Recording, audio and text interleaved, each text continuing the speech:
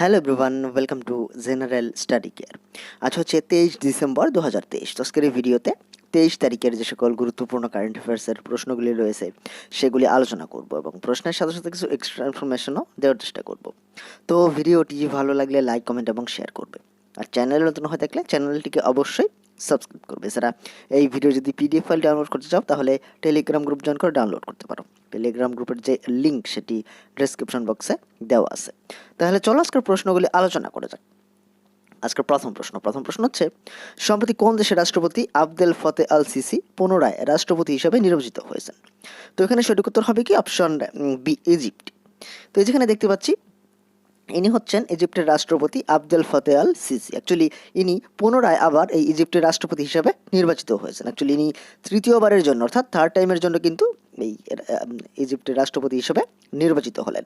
মোট 89.6% ভোট পেয়ে ইনি তৃতীয়বারের জন্য এই ইজিপ্টের রাষ্ট্রপতি হিসেবে নির্বাচিত হয়েছেন। তো সঠিক উত্তর অপশন বি, ইজিপ্ট। আচ্ছা, ইজিপ্টের রাজধানী কি? ইজিপ্টের রাজধানী হচ্ছে কায়রো, আর ইজিপ্টের মুদ্রা হচ্ছে ইজিপশিয়ান ডলার।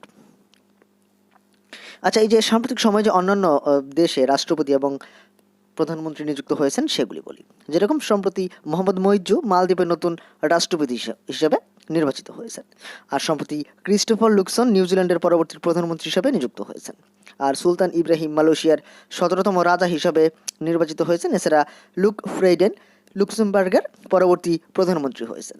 আর সম্প্রতি জেভিয়ার মেইলি আর্জেন্টিনার পরবর্তী রাষ্ট্রপতি বা প্রেসিডেন্ট হয়েছেন। এছাড়া আন্দ্রে রেজোলিনা মাদাগাস্কারের পরবর্তী প্রেসিডেন্ট বা রাষ্ট্রপতি হয়েছেন। এছাড়া সম্প্রতি ডোনাল্ড টাস্ক পোল্যান্ডের পরবর্তী প্রধানমন্ত্রী হয়েছেন। পরের প্রশ্ন হচ্ছে, সম্প্রতি জাতীয় গণিত দিবস কোন দিনটিতে পালন করা হয়েছে? তো সঠিক উত্তর হবে অপশন ডি, 22 ডিসেম্বর। সম্প্রতি 22 ডিসেম্বর পালন করা হয়েছে জাতীয় গণিত দিবস বা ন্যাশনাল ম্যাথামেটিক্স ডে। অ্যাকচুয়ালি এই প্রত্যেক বছরই কিন্তু 22 ডিসেম্বর এই ন্যাশনাল ম্যাথামেটিক্স ডে বা জাতীয় গণিত দিবস দিনটি পালন করা হয়।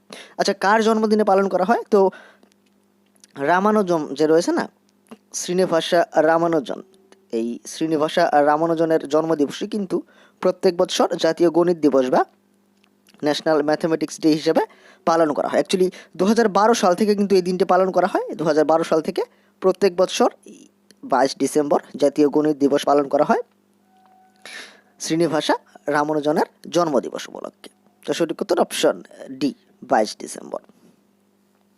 আচ্ছা, যে ডিসেম্বর মাসে এ পর্যন্ত যে গুরুত্বপূর্ণ ডে বা দিবসগুলি পালন করা হয়েছে সেগুলি বলে দিচ্ছি।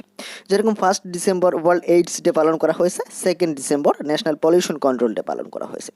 3 December international day of persons with disabilities পালন করা হয়েছে। 4 December Indian navy day. 5 December world soil day. 6 December national miners day. 9 December international anti corruption day. 10 December human rights day. 11 December UNICEF day.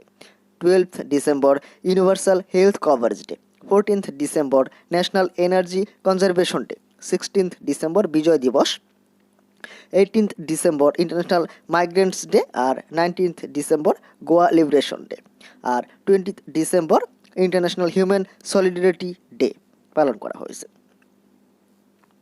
পরের প্রশ্ন, সম্প্রতি কে G20 শীর্ষ সম্মেলনে global icon পুরস্কার জয়লাভ করেছেন? তো এখানে সঠিক উত্তর কি? Option C, Srinivas Naik. তো সম্প্রতি শ্রীনিবাস নায়েক এই গ্লোবাল আইকন অ্যাওয়ার্ড জয়লাভ করেছেন G20 শীর্ষ সম্মেলন। অ্যাকচুয়ালি এই যে শ্রীলঙ্কার যে রাজধানী কলম্বো, সেখানে একটি G20 ইনিটিয়েটিভ সামিট অনুষ্ঠিত হয়েছে। G20 initiative summit.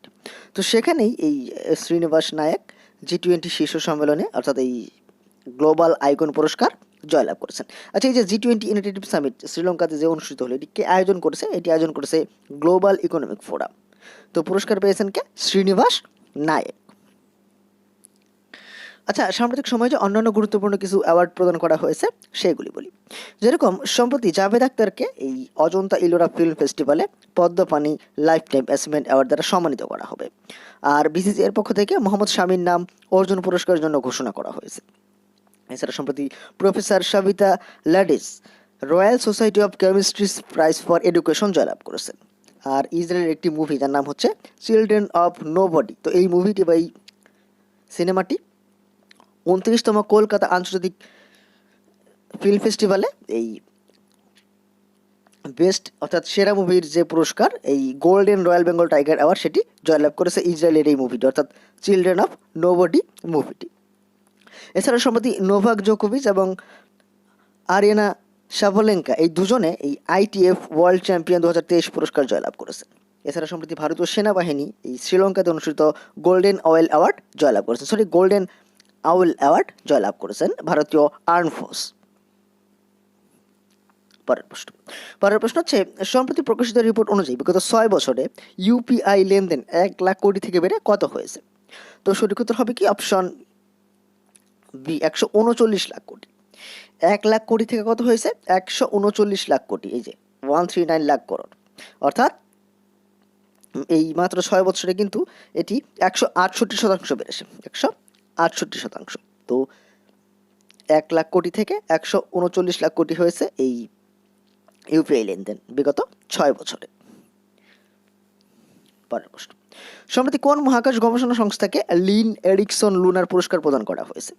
তো সঠিক উত্তর কি অপশন এ ইসরো অর্থাৎ ইন্ডিয়ান স্পেস রিসার্চ অর্গানাইজেশন, আমাদের যে ভারতের যে মহাকাশ গবেষণা সংস্থা ইসরো, তো ইসরোকেই সম্প্রতি লিভ এরিকসন লুনার পুরস্কার বা লিভ এরিকসন লুনার অ্যাওয়ার্ড প্রদান করা হয়েছে। আচ্ছা, কেন প্রদান করা হয়েছে? এই যে চন্দ্রযান 3 যে সাফল্য, বিশেষ করে চন্দ্রযান 3 মিশনের জন্যই কিন্তু এই ভারতীয় মহাকাশ গবেষণা সংস্থা বা ইসরোকে লিভ এরিকসন লুনার পুরস্কার প্রদান করা হয়েছে।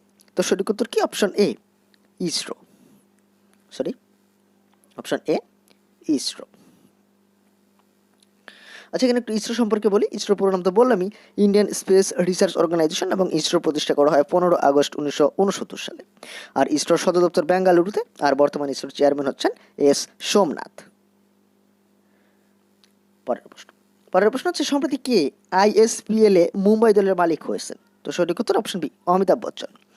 বিগ বি নামে পরিচিত অমিতাভ বচ্চন এই ISPL অর্থাৎ ইন্ডিয়ান স্ট্রিট প্রিমিয়ার লিগে যে মুম্বাইয়ের দল রয়েছে সেই দলের মালিক বা অনার হয়েছেন, এবং নিজেই কিন্তু তিনি এই সোশ্যাল মিডিয়াতে এই জানিয়েছেন এমনটা, এই ISPL মুম্বাই দলের মালিক হওয়ার কথা। তো সঠিক উত্তর কি অপশন বি অমিতাভ বচ্চন।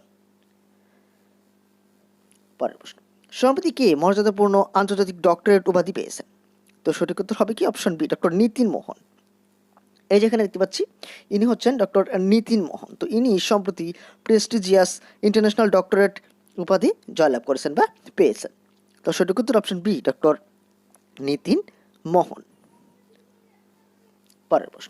পরের প্রশ্ন হচ্ছে সম্প্রতি ভারতের কোন বিমান সংস্থা 1 বছরে প্রথম 100 মিলিয়ন যাত্রী পরিষেবা প্রদান করেছে?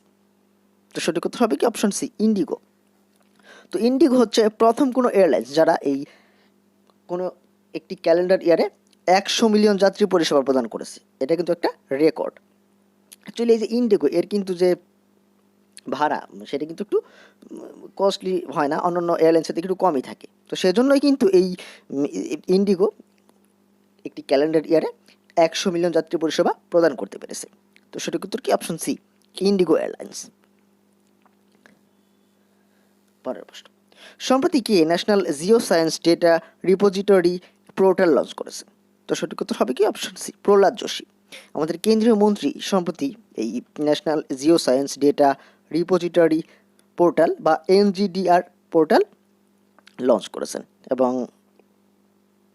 এই যে পোর্টাল, তো এই পোর্টালে নতুন নতুন যে 35টি ম্যাপ রয়েছে আমাদের দেশের বিভিন্ন বিভিন্ন ভাগের যে ম্যাপগুলি রয়েছে না, 35টি ম্যাপ সার্ভিস রয়েছে এই national geo science data repository এই পোর্টালে। তো এটি লঞ্চ করেছেন কে? Prahlad Joshi, option C Prahlad Joshi.